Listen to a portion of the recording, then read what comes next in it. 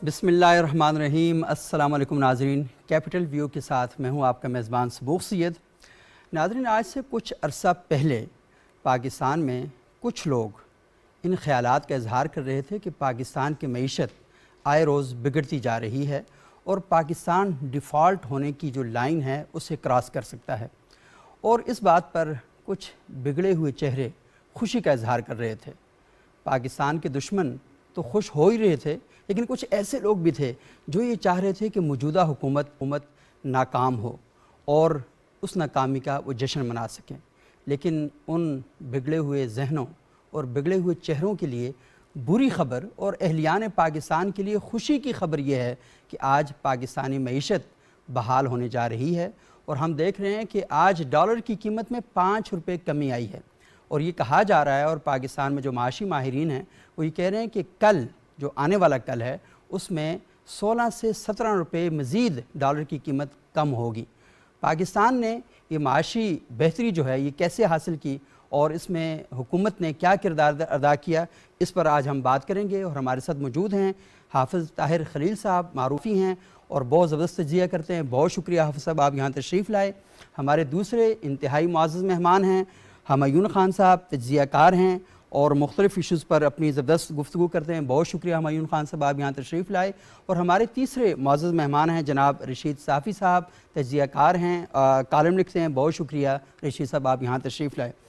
हाफ़िज़ साहब, मैं सबसे पहले गुफ्तगू का आगाज़ आपसे करूँगा कि ये जो IMF का मुआहदा हुआ और उसके बाद हम देख रहे हैं कि पाकिस्तान की जो मईशत है उसमें अच्छी ख़बरें जो हैं वो आना शुरू हो गई हैं और ये डॉलर की कीमत भी कम हुई है, तो आप क्या समझते हैं कि आने वाले दिनों का सिनेरियो क्या होगा? थैंक यू सैयद साहब।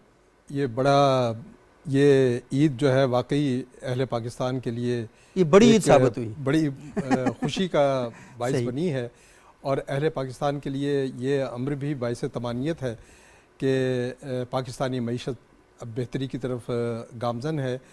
और यही वजह है कि आज ही देखें कि एक पाकिस्तान स्टॉक एक्सचेंज में एक नई तारीख रकम हुई है जी, और इंडेक्स जो है 5 पॉइंट को क्रॉस कर गया है, जिसकी वजह से 1 घंटे तक कारोबार को रोकना भी पड़ा। ये हालिया 8 महीनों के दौरान ये पहली बार ऐसा वाक़या हुआ है कि पाकिस्तान स्टॉक एक्सचेंज जो है उसमें सरमाया, ये दरअसल ये है सरमायाकारों के एतमाद का एक इजहार है पाकिस्तान स्टॉक एक्सचेंज।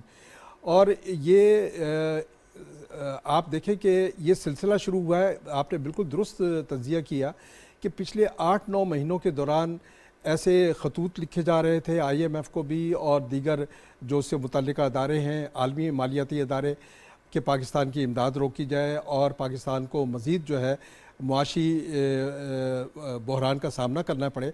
तो वो एक अलहदा एक दास्तान है जिसमें साबिक वज़ीर ख़ज़ाना भी मुलव्वस रहे हैं, उनके नाम भी आते रहे हैं। लेकिन आज जब प्राइम मिनिस्टर ने जो एड्रेस किया है उसमें उसकी 2-3 पहलू बड़े नुमायाँ हैं, उस लिहाज से मईशत की बहाली के लिहाज से भी और पाकिस्तान के मुस्तकबिल के मुआशी मंजरनामे को भी उससे देखा जा सकता है। सही। एक तो प्राइम मिनिस्टर ने ये बात कही कि ये वाक़या जो हुआ है IMF के साथ 9 माह का स्टैंड बाई एग्रीमेंट, जिसमें 1 अरब डॉलर हमें फौरी तौर पर मिल जाएंगे और उसके बाद 9 महीने तक हमें 3 अरब डॉलर मिल रहे हैं, तो उससे पाकिस्तान को एक ब्रीथिंग प्लेस मिल गया है और एक सांस लेने की जो है जगह मिल गई है। दूसरा ये है कि इसमें प्राइम मिनिस्टर ने ख़ास तौर पर चीन का जिक्र किया है, सऊदी अरबिया का जिक्र किया है, UAE का जिक्र किया है, और इसमें आर्मी चीफ का भी हवाला दिया गया है। आज जब कैबिनेट से वो एड्रेस कर रहे थे तो उसमें आर्मी चीफ का रोल भी जो है सामने आया है। और प्राइम मिनिस्टर ने ये बात भी कही है कि अगर अदारे अपनी हदूद में रहकर मिलकर काम करें तो यकीनन पाकिस्तान अगले 20-25 सालों में न सिर्फ तरक्की बल्कि ये है एक खुशहाल मुआशरे की जानिब जो है हम बड़ी तेज़ी के साथ सफ़र करेंगे। तो अब ये देखें एक अगर समत जो है दुरुस्त हो तो यकीनन फिर सफ़र भी आसान हो जाता है।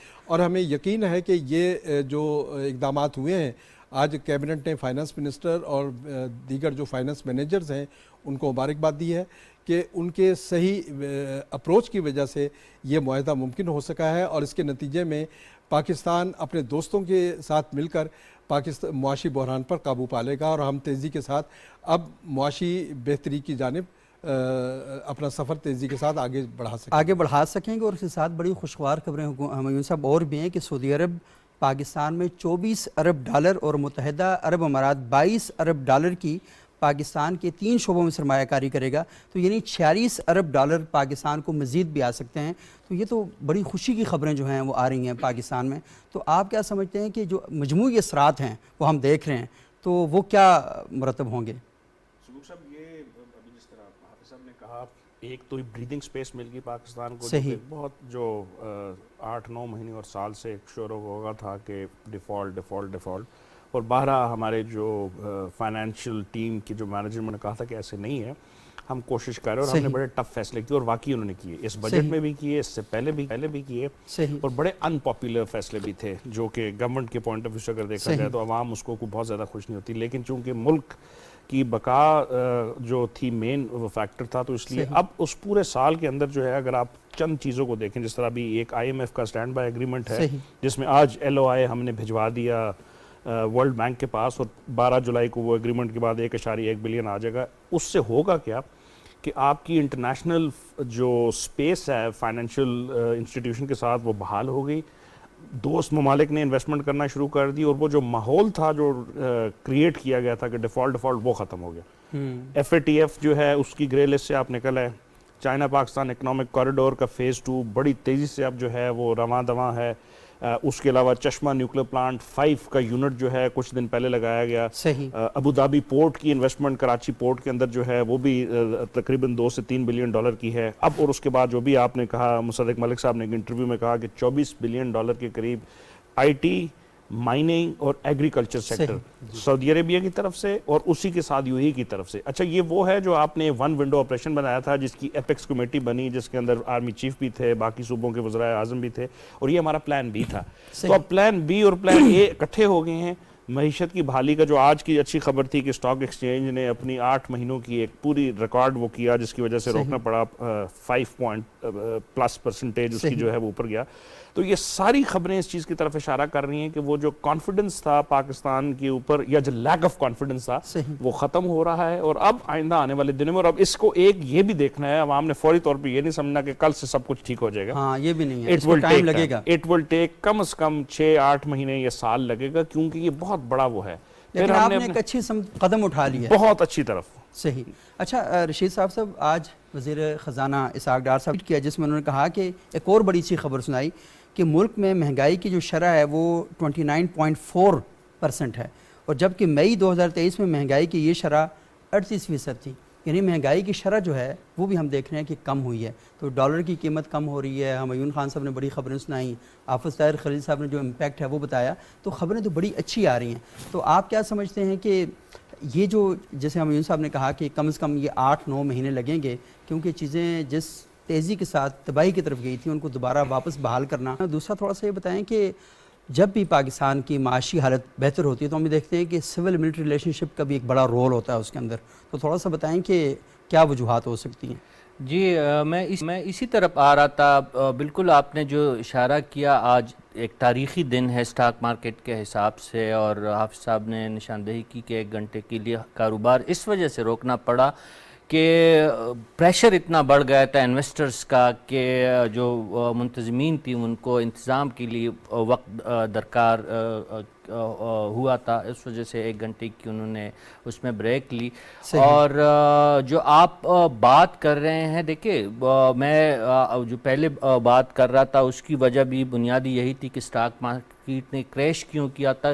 میں مثال دیتا ہوں کہ ایک بینک، ملک کو چھوڑے، ایک بینک کا سربراہ خود کہیں کہ میرا بینک ڈوبنے والا ہے، اگر وہ بینک ڈوبے گا بھی نہیں، ڈوب بھی نہیں رہا ہوگا تو وہ ڈوب جائے گا، لوگ سرمایہ نکال دیں گے. میں پریویس رجیم میں کی بات کر رہا ہوں، اس وقت کے سربراہ نے یہ بات کہی، لیکن پھر بھی الحمدللہ پاکستان نے سسٹینڈ کیا. اور آج ہم جو اچھی خبریں ہمایون صاحب سنا رہے ہیں، اس سے پہلے حافظ صاحب نے جس کا تذکرہ کیا، جو آپ فرما رہے ہیں، تو واقعی اس میں بڑا کردار ہے. اور وفاقی کابینہ کے آج کے اجلاس میں وزیر اعظم صاحب نے اس بات کا علی الاعلان یہ اس بات کی اعادہ کیا ہے کہ اسپیشلی مڈل ایسٹ کی کنٹریز یو اے ایز اور چائنا سے انویسٹمنٹ لانے میں سپہ سالار کا بنیادی کردار رہا ہے. اور چین کے حوالے سے ہم آپ کو شاید پھر اور ڈیٹیل میں بھی بتائیں گے کہ 28 جولائی کو جو ان کی سپریم باڈی ہے ان کی کانگریس کی، ان کی 14 میٹنگ میں پاکستان کے ساتھ اسٹریٹجک اور اکنامک کوآپریشن کو مزید انہانس کرنے کی ان کی منظوری دی گئی. یہ بھی پاکستان کے لیے بہت بڑی خبر ہے، کیونکہ جو پریویس رجیم تھا انہوں نے چائنا کے ساتھ تعلقات کو بھی کہیں کا نہیں چھوڑا تھا. لیکن اب ہم ہمارے لیے یہ خوشی کی بات ہے کہ تعلقات بہتر ہو رہے ہیں. ہم دیکھ رہے ہیں کہ ایران کے ساتھ تعلقات بہتر ہو رہے ہیں، رشیا کے ساتھ تعلقات بہتر ہو رہے ہیں، چائنا کے ساتھ بہتر ہو رہے ہیں. اچھا، اور آئی ایم ایف کے ساتھ بھی جو پوری ایک پھنسی ہوئی ایک ایسی کہانی تھی کہ کبھی کہا جاتا تھا ہو گیا، کبھی کہا جاتا تھا اب نہیں ہو رہا، لیکن الحمدللہ وہ بھی سارا ہم نے کر لیا.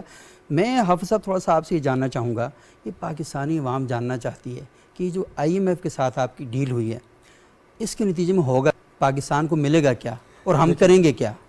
دیکھیں، یہ پرائم منسٹر نے بہت درست اس کا تجزیہ کیا ہے کہ یہ لمحہ فخریہ نہیں ہے، لمحہ فکریہ ہے قوم کے لیے. صحیح، بالکل. اور یہ ہمارے لیے ایک سبق بھی ہے کہ آئی ایم ایف کے ساتھ جو معاہدہ ہوا ہے اس کی قرض کی بنیاد پر کوئی قوم ترقی نہیں کر سکتی، کوئی ملک خوشحال نہیں ہو سکتا. اس کے لیے ہمیں دور رس اصلاحات کی ضرورت ہے، دور رس اقدامات کی ضرورت ہے، اور مزید مشکل فیصلے جو ہیں وہ انتظار کر رہے ہیں ہمارے استحکام کے لیے.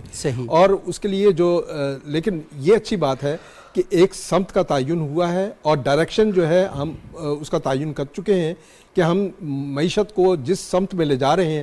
دیکھیں، پرائم منسٹر اس حوالے سے جو بات کر رہے ہیں وہ ایک بات کر رہے ہیں لانگ ٹرم پلاننگ کی، جس میں میثاق معیشت ہے.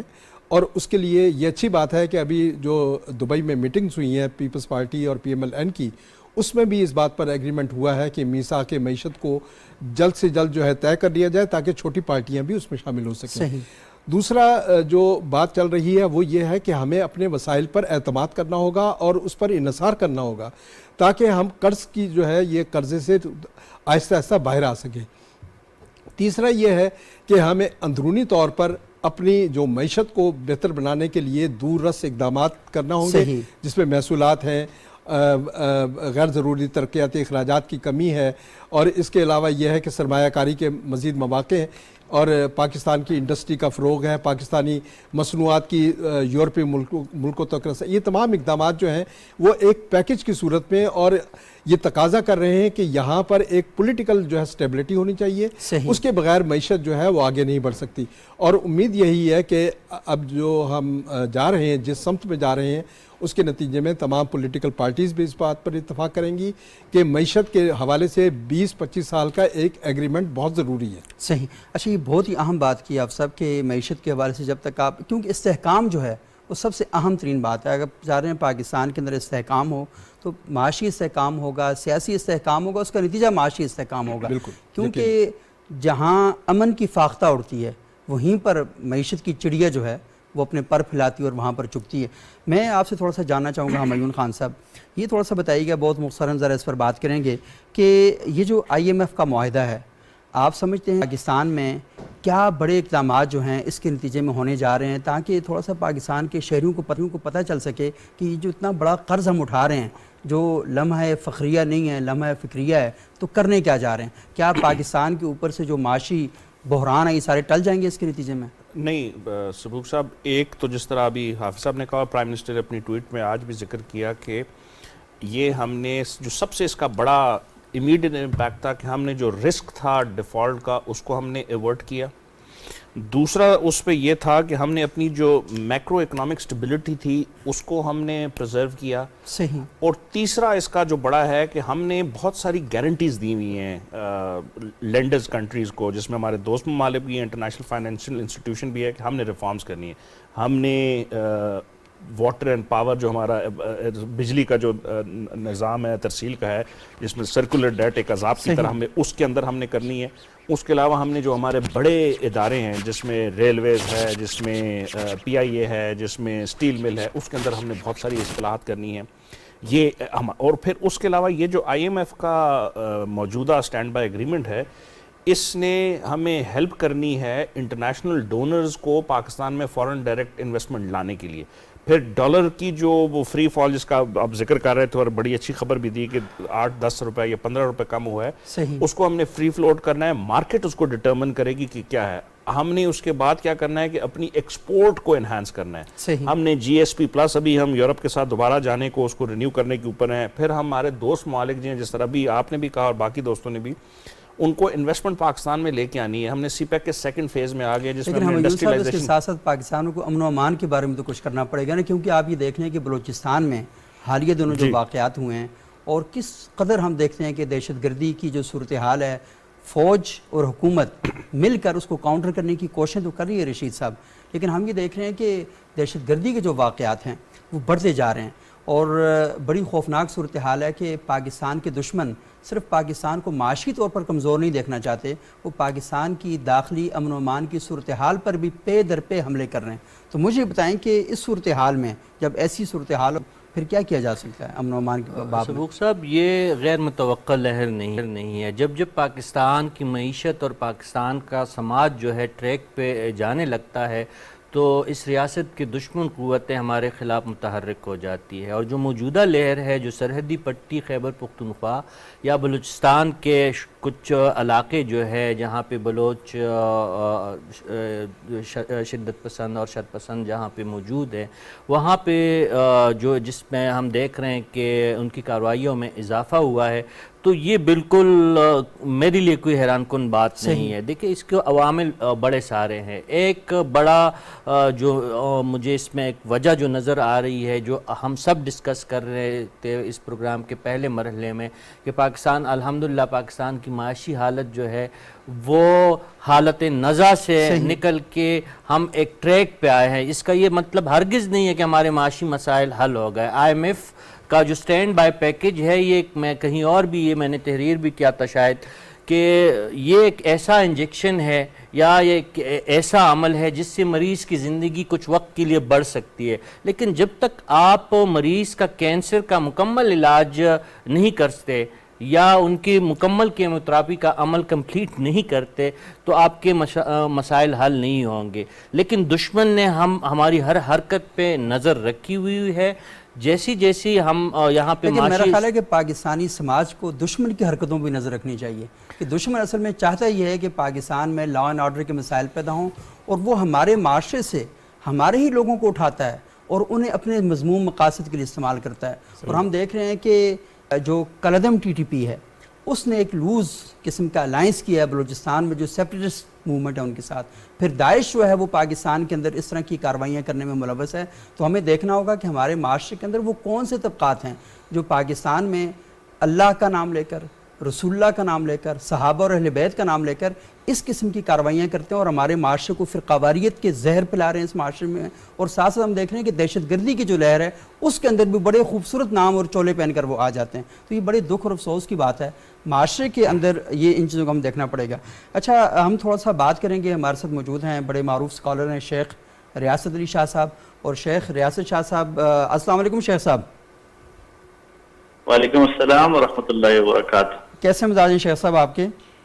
شکر اللہ کا. صبوق صاحب آپ سنائیں؟ ٹھیک ٹھاک، اللہ کا شکر. اچھا شیخ صاحب، میں آپ سے تھوڑا سا جاننا چاہوں گا کہ پاکستان کے اندر بھی فرقہ واریت ہے، دہشت گردی ہے، لیکن اس کے ساتھ ساتھ سویڈن میں جو حالیہ واقعہ پیش آیا کہ ایک بدبخت نے اللہ کی کتاب کو دن دہاڑے آگ لگا دی، تو کیا کہنا چاہیں گے اس پر آپ؟ الحمدللہ رب العالمین والصلاة والسلام علی اشرف الانبیاء والمرسلین، اما بعد. یقیناً اہل اسلام کے دل چھلنی ہوئے ہیں اس واقعے سے، اور ہر طرف افراتفری اور ایک بے چینی کی لہر ہے مسلمانوں میں. اور صرف مسلمانوں میں ہی نہیں، وہ لوگ جو اہل اسلام کے ساتھ مخلص ہیں، اگرچہ وہ اسلام کو نہیں بھی مانتے، لیکن اہل اسلام کے ساتھ جو مخلص ہیں اور جو انسانیت کا درد رکھنے والے ہیں، وہ بھی اس کی مذمت کر رہے ہیں. اور اہل اسلام تو ظاہر ہے کہ قرآن مجید جو مسلمانوں کی مقدس کتاب ہے اور اللہ رب العالمین کی نازل کردہ وہ کتاب ہدایت، جسے اللہ تعالیٰ نے نہ صرف مسلمانوں کی، انسانوں کی رہنمائی اور ہدایت کے لیے نازل کیا، بلکہ یہی انسانوں کے لیے رحمت بھی ہے اور یہی انسانوں کے لیے راہ ہدایت بھی ہے اور یہی انسانوں کی کو رب سے ملانے کا ایک ذریعہ بھی ہے، اور یہی وہ اللہ رب العالمین کی رسی ہے جس کے بارے میں اللہ تعالیٰ نے فرمایا وَاعْتَصِمُوا بِحَبْلِ اللَّهِ جَمِيعًا، کہ تم سارے مل کر اللہ کی رسی کو مضبوطی سے تھامو. آج ایک طرف تو غیر مسلم ہیں جو اس قرآن کو مانتے ہی نہیں ہے اور قرآن مجید سے دور ہیں اور اس کے احکامات کو ہی نہیں جانتے، اور دوسری طرف مسلمانوں کا اپنا رویہ اور کردار بھی ہے. ہم دوسروں سے گلہ تو ضرور کرتے ہیں اور ظاہر ہے کہ اس کی مذمت کرنا تو ہر مسلمان کے ایمان کا حصہ بھی ہے، اور اگر کسی انسان کے ایمان کو ابھی تک کوئی فرق نہیں پڑا کہ اس کے سامنے یہ توہین آمیز واقعہ آیا اور وہ تس سے مس نہیں ہوا اور اس نے بالکل محسوس ہی نہیں کیا کہ ہمارے ساتھ کوئی زیادتی ہوئی ہے یا ہمارے قرآن کی توہین کی گئی، اور اس کی زبان یا جہاں تک وہ مذمت کر سکتا ہے وہ مذمت نہیں کر رہا ہے، یا کم از کم دل میں اس کو برا نہیں جان رہا، تو یہ تو ایمان سے خالی ہونے کی علامت ہے. رسول اللہ صلی اللہ علیہ وسلم نے فرمایا من رأى منکم منکرا فلیغیرہ بیدہ، کہ جو شخص بھی تم میں سے کوئی برائی دیکھتا ہے وہ اسے اپنے ہاتھ سے ختم کرنے کی طاقت رکھتا ہے. اتنا اللہ تعالیٰ نے اس کو اختیار دے رکھا ہے تو وہ اپنے ہاتھ سے ختم کرے. فَإِن لَّمْ يَسْتَطِعْ فَبِلِسَانِهِ، اگر وہ اپنے ہاتھ سے اس برائی کو ختم نہیں کر سکتا تو اپنی زبان سے کم از کم اس کو روکنے کی کوشش کرے. وَإِن لَّمْ يَسْتَطِعْ فَبِقَلْبِهِ، اور اگر اپنی زبان سے بھی روکنے کی طاقت نہیں رکھتا تو کم از کم دل میں اس کو برا جانے. فرمایا وَذَلِكَ ضَعْفُ الْإِيمَانِ کہ یہ کمزور ترین ایمان ہے. تو شیخ صاحب یہ بڑی اہم بات آپ کر رہے ہیں کہ کم از کم رسول اللہ صلی اللہ علیہ وسلم نے جو ارشاد فرمایا کہ آپ کمزور ترین درجہ ہے کہ اپنے دل میں برا جانے، اور اگر آپ کا طاقت ہے اور آپ کو اتھارٹی ریاستیں دی ہوئی ہے تو پھر آپ کا فرض بنتا ہے کہ آپ اسے ہاتھ سے روکیں یا آپ دعوت و تبلیغ کے ذریعے لوگوں تک اس مثبت پیغام کو پہنچانے کی کوشش کریں. مجھے تھوڑا سا یہ بتائیے گا کہ اس وقت عالم اسلام میں احتجاج کی صورتحال ہے اور لازمی ہر مسلمان کا دل جو ہے وہ اس وقت زخمی ہے اور اس وقت پارا پارا ہے، تو مجھے بتائیے گا کہ مسلمانوں کو اس وقت احتجاج کس طریقے سے کرنا چاہیے کہ وہ بجائے اس کے کہ اپنے ملکوں میں توڑ پھوڑ کریں یا کوئی ایسے واقعات کریں جس کے نتیجے میں معاشرے میں مزید اشتعال پھیلے، اپنے ملکوں کو تباہ کریں، اپنی املاک کو نقصان پہنچائیں، انہیں احتجاج کا سب سے بہترین راستہ کیا اختیار کرنا چاہیے؟ افسوس کی بات تو یہ ہے کہ ہم ایک طرف ہمارے مذہب کی توہین ہوتی ہے، ہمارے قرآن کی توہین ہوتی ہے، نبی کریم صلی اللہ علیہ وسلم کے بارے میں نازیبہ باتیں ہوتی ہیں، اور دوسری طرف ہم اٹھتے ہیں اور اپنا ہی نقصان کرتے ہیں، اپنے ہی لوگوں کو تکلیف دیتے ہیں، اپنے ہی راستے بند کرتے ہیں، اپنے ہی مریضوں کو اسپتال تک پہنچنے سے رکاوٹ ہم ڈال دیتے ہیں. تو اس طرح کا احتجاج یا اس طرح کا رویہ یہ کافی نہیں ہے، اور نہ ہی اس سے عالمی دنیا کو کوئی فرق پڑتا ہے. اگر وہ لوگ اس چیز سے باز آنے والے ہوتے تو پھر تو وہ اس بات کئی بار ایسے واقعات ہو چکے ہیں اور ہم دیکھ رہے ہیں کہ وہ بالکل باز نہیں آتے. اور بہت شکریہ شیخ ریاست علی شاہ صاحب، بڑی اہم نکتے کی طرف آپ نے اشارہ کیا. احتجاج کرنے کا بھی ایک مہذب انداز ہے، لیکن ہمارے جو سربراہان مملکت ہیں، اور آپ دیکھ رہے ہیں کہ ترکی کے صدر نے، ایران نے، سعودی عرب نے اسلامی سربراہی کانفرنس کا اجلاس بلایا گیا خصوصی طور پر، اور پھر ہنگامی اجلاس نیکسٹ ویک میں طلب کیا گیا ہے، اور ہم یہ دیکھ رہے ہیں کہ پوری دنیا سراپا احتجاج ہے. لیکن ہم لوگوں کو بھی یہ دیکھنا ہے کہ قرآن اللہ تعالیٰ نے عمل کرنے کے لیے بھیجا ہے، اور ہمیں وہ بتاتا ہے کہ آپ نے شائستہ طریقے سے مہذب انداز سے احتجاج کیسے کرنا ہے. اور وہ لوگ جو اپنے آپ کو دنیا کی تہذیب کا بڑا پرامن سمجھتے ہیں اور دنیا کی اپنے آپ کو تہذیب یافتہ کہتے ہیں، ان کا جو انداز ہے، جو ہم جیسے ممالک پر یہ اعتراض کرتے رہتے ہیں کہ یہاں پر مذہبی آزادیاں نہیں ہیں، ان کے ملکوں کے اندر مذہب کی آزادی جو ہے اس کے ساتھ کس قسم کا کھلواڑ رچایا جا رہا ہے. تو یہ بھی ان کے لیے ایک سوال ہے. میں آپ سب تھوڑا سا مختصراً آپ سے جاننا چاہوں گا، اس پر آپ اپنا موقف دیں کیونکہ وقت بھی بہت کم ہے. یہ سید صاحب بات یہ ہے کہ یہ کوئی پہلا واقعہ نہیں ہے سویڈن میں. اس سے پہلے جنوری میں ہوا، اور جنوری میں بھی اسی طرح کا ایک اشتعال انگیز واقعہ ہوا تھا. اس کے بعد مارچ میں جب یونائٹڈ نیشن کی جنرل اسمبلی کا سیشن ہوا تو ہمارے فارن منسٹر بلاول بھٹو زرداری نے ایڈریس کیا تھا اسلامی فوبیا کے حوالے سے. اور بڑا یہ ایڈریس جو ہے متاثر کن تھا کہ اس میں انہوں نے ضرورت اس بات کو اجاگر کیا کہ مغرب اور اسلام کے درمیان ایک بڑے ڈائیلاگ کی ضرورت ہے اس معاملے میں، تاکہ اسلام و فوبیا کے خلاف جو ایک نفرت انگیز مہم چل رہی ہے اس کو ختم کیا جا سکے، اور جو غلط فہمیاں ہیں اس حوالے سے، اسلام کے حوالے سے، اس کو دور کیا جا سکے اور انہیں سمجھایا جا سکے کہ اسلام رواداری، برداشت اور امن کا مذہب ہے، اور یہ وہ باتیں ہیں جو کہ دنیا میں عام کرنے کی ضرورت ہے۔ ایک تو ڈائلاگ کی ضرورت ہے، دوسرا یہ ہے کہ اس میں یہ کہا گیا تھا کہ یونائٹڈ نیشن کی جو اس کے رکن ممالک ہیں وہ اپنے لیول پر، ریاستی لیول پر ایسے اقدامات کریں کہ توہین آمیز ریمارکس جو ہیں وہ توہین آمیز کارٹون نہ بنے۔ قرآن پاک، مقدس کتابوں کی، صرف پاکستان دیکھیں، ہم یہ مطالبہ کرتے ہیں کہ صرف یہ مقدس کتاب صرف قرآن کی بات نہیں ہوتی، بلکہ تمام مقدس کتابیں ہمارے لیے قابل احترام ہیں۔ پاکستان کا جو قانون ہے توہین مذہب کا، اس میں تمام مذاہب آتے ہیں، اس میں صرف اسلام کے امور شامل نہیں ہیں۔ اس لیے ہم کہتے ہیں کہ اسلامی کتب اور دیگر جو صحیفے ہیں قرآنی آسمانی، ان سب کا احترام ہونا چاہیے۔ ہم تو کہتے ہیں تمام مذاہب کا احترام ہونا چاہیے، اور یہی وجہ ہے کہ دیکھیں روس کے صدر پوٹن نے ایک پیش رفت کی ہے، اور انہوں نے دنیا بھر کی ریاستوں سے اور دنیا بھر کے معاشروں سے یہ کہا ہے کہ وہ اپنے معاشروں میں اسلام کے حوالے سے بھی اور مذہب کے حوالے سے بھی تحمل اور برداشت کے جذبوں کو فروغ دیں۔ اور 15 مارچ کو تو ویسے بھی اسلاموفوبیا کے بارے میں جو ڈے ایک ہمہ گیر جو ہے ایک مہم چلانے کی ضرورت ہے تاکہ دنیا بھر میں آگاہی کے اقدامات جو ہیں، اور صحیح قدم اٹھایا ہے OIC نے کہ اس کی ایک میٹنگ ہو چکی ہے، اب نیکسٹ میٹنگ جو ہے وہ متوقع ہے۔ حمیمہ صاحب، یہ جو ایک بات کی جاتی ہے کلیش سویلائزیشن اور ایک ڈائلاگ بٹوین سویلائزیشن، تو یہ جو نعرہ ہے کلیش کا، یہ تو وہاں سے اٹھ کے آیا نا، لیکن ہمارے ہاں سے تو یہ بات کی جا رہی ہے کہ آؤ ہم بات چیت کرتے ہیں، اور قرآن بھی اس بات کی دعوت دیتا ہے کہ تعالوا الی کلمۃ سواء بیننا وبینکم،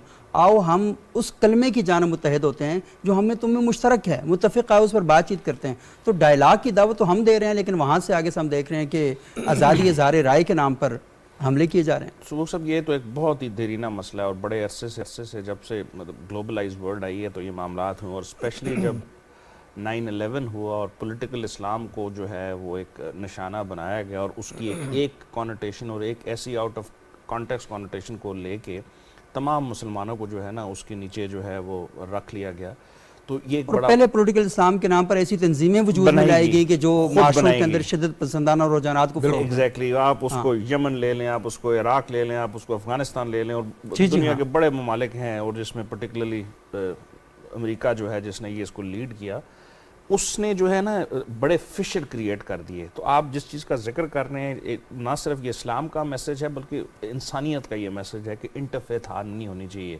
ہم اگر ایک دوسرے کے عقائد کو نہیں مانتے تو علیحدہ علیحدہ بھی ہم رہ سکتے ہیں، تمہارے لیے تمہارا مذہب، میرے لیے میرا مذہب، لڑائی کی بات نہیں۔ قرآن کہتے ہیں ہم صاحب لکم دینکم ولی دین، تمہارے لیے تمہارا دین ہے، ہمارے لیے ہمارا دین ہے۔ ایگزیکٹلی، تو اسی چیز کو لے کے ہماری طرف سے، مسلمانوں کی طرف سے اگر ہم اس کو ایڈریس کریں تو یہ ایک اتنا بڑا ایشو ہے، اس کے اوپر ڈائلاگ ہونا چاہیے، گفتگو ہونی چاہیے، بات چیت ہونی چاہیے۔ یہ جو چند عناصر ہمیں جس طرح سویڈن کے اندر ملے، ڈینش کارٹون کا ذکر اگر آپ اس سے پہلے کر لیں، وہ بہت سارے ہیں۔ سلمان رشدی صاحب جو ہیں انہوں نے ایک بدتمیزی کی جو ہے، بدتمیزی تو بڑا کم چھوٹا لفظ ہے، بڑا ایک وہ ہے بہودگی کا مظاہرہ کیا، اور ایسے اور بڑے سارے ہیں۔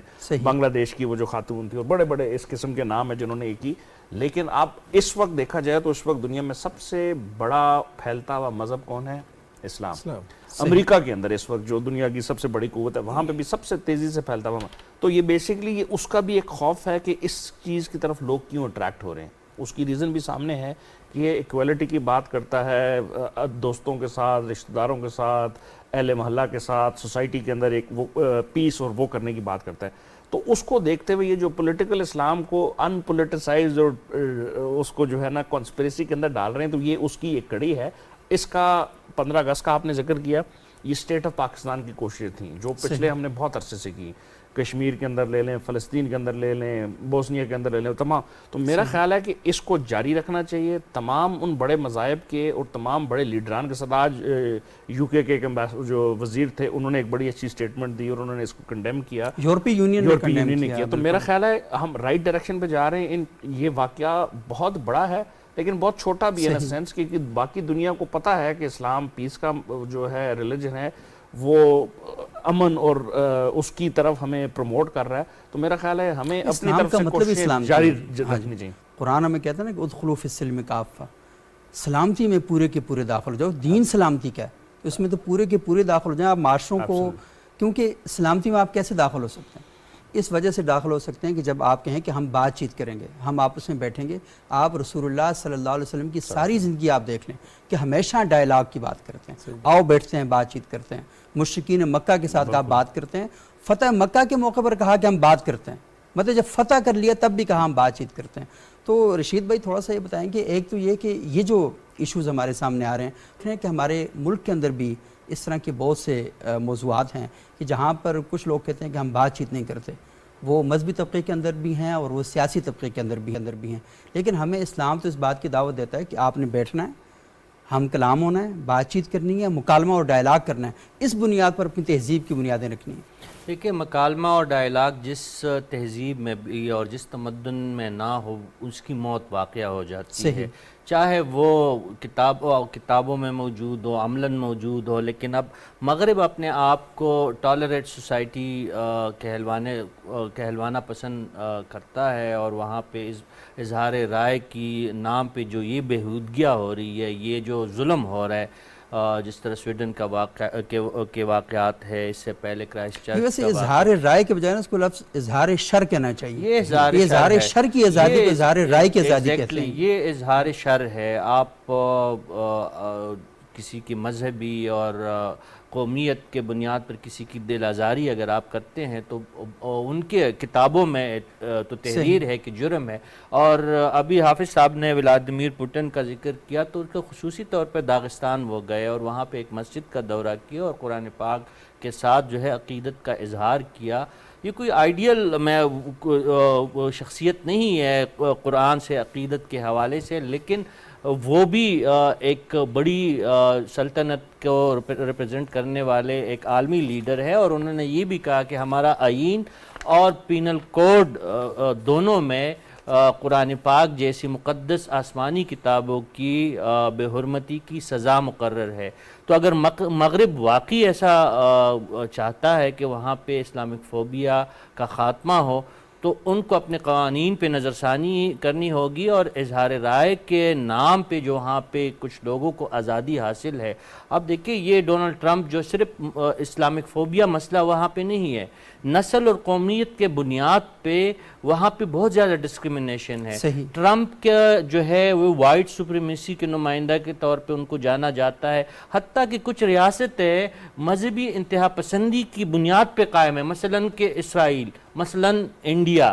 وہاں کی پوری حکومتیں جو ہے وہ نسلی امتیاز اور نسل پرستی اور نسل بنیاد پہ نفرت کی شناخت ہے ان کے ماتھے پر لکھا ہوا ہے، وہ ریاستیں قائم ہے. تو دنیا کو یہ دوغلا پن ختم کرنا ہوگا، اور مسلمانوں کو اگر اس کا جواب دینا ہے تو وہ دلیل، مکالمے اور تحمل اور برداشت ہی سے. اپنے ملک کی توڑ پھوڑ، اپنے ملکوں کے سڑکوں کو بند کرنا وہ اس کا علاج نہیں ہے. صحیح. اچھا یہ رشید بھائی آپ نے بڑی اہم بات کی. دیکھیں کہ ہم یہ دیکھتے ہیں نا کہ ایک ہے عقیدت اور ایک ہے احترام. عقیدت تو میری قائم ہو جاتی ہے، میں مسلمان ہوں، قرآن کے ساتھ، رسول اللہ کے ساتھ، ازواج مطہرات کے ساتھ اور تمام جو مبلغین اسلام ہیں تو ان کے ساتھ میری عقیدت کا رشتہ قائم ہے.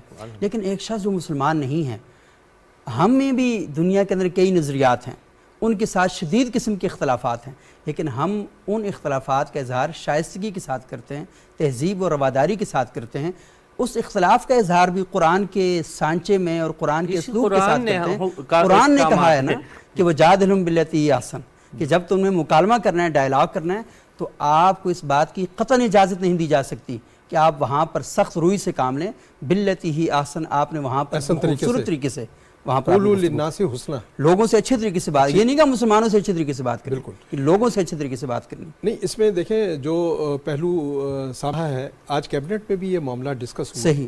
اور اس میں بھی دیکھیں پرائم منسٹر نے جو اقدامات تجویز کیے ہیں، ایک تو یہ ہے کہ سویڈن کی گورنمنٹ کو سے رابطہ کیا گیا ہے اور ان سے کہا گیا ہے کہ ملزموں کو فوری طور پر کیفر کردار تک پہنچایا جائے، سخت سزائیں دی جائیں تاکہ یہ لوگوں کے لیے عبرت بھی بن سکے، ان لوگوں کے لیے جو یہ کام مستقل انداز سے کرتے آ رہے ہیں. دوسرا یہ ہے کہ پاکستان اپنے جو ڈپلومیٹک چینل ہے اس کو استعمال کر رہا ہے اور تمام دوست ممالک سے رابطہ کر رہا ہے تاکہ ایک مشترکہ متفقہ لائحہ عمل اپنایا جائے جو OIC کی بھی خواہش ہے. جو OIC کے اجلاس میں پاکستان کے نمائندے نے خصوصی بات تو تیسرا یہ ہے کہ چیئرمین سینٹ جو ہیں ان کی طرف سے بھی یہ بات آئی ہے کہ وہ تمام دنیا کی پارلیمان جو ہیں ان کے سربراہوں کو لیٹر لکھ رہے ہیں کہ وہ اس بارے میں پارلیمان جو ہے پارلیمنٹ کے جو فورمز ہیں وہ بھی ایکٹیویٹ ہونے چاہیے.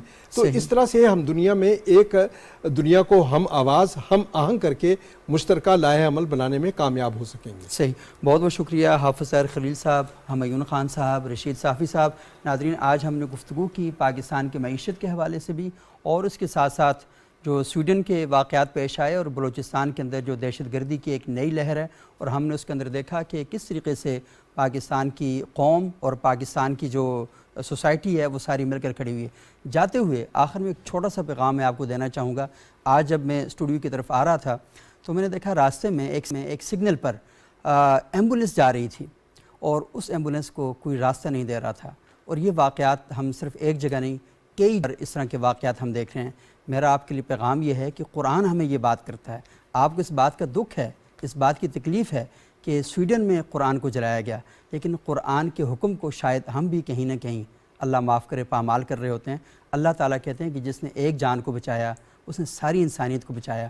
یہ جو ایمبولینس ہے اس میں زخمی پڑے ہوتے ہیں، تو آپ کو انہیں راستہ دینا چاہیے، اور اس لیے بھی دینا چاہیے یہ نہ ہو کہ اسی ایمبولینس میں آپ کا کوئی عزیز، آپ کا کوئی رشتہ دار، آپ کا کوئی وطن کا شہری اس کے اندر ہو. بہت شکریہ. اگلے پروگرام میں دوبارہ ملاقات ہوگی.